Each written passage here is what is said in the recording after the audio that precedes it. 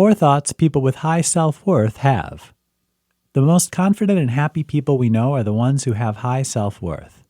But how did they get that way? Are some people just born with a better sense of value?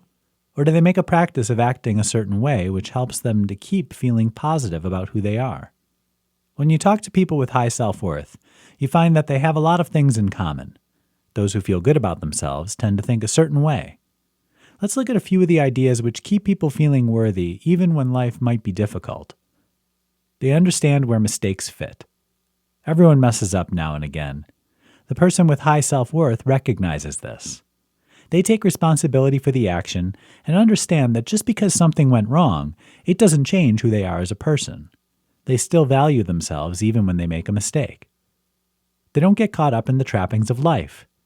Who you are has a whole lot less to do with what you have than you might think. It doesn't matter how much money is in your bank account, whether you're wearing the right clothes, or if you have the right education. Your value has a lot more to do with who you are inside than who you are outside. You can still be worthy even if you have very little in the way of possessions or money. They don't chase happiness. Who you are has very little to do with whatever emotion you happen to be feeling in the moment. If you're not happy, it doesn't mean that you're not worthy, period. You're going to feel what you're going to feel. Individuals with high self-worth realize this and accept their emotions for what they are, a reflection of their emotional state and not of personal value.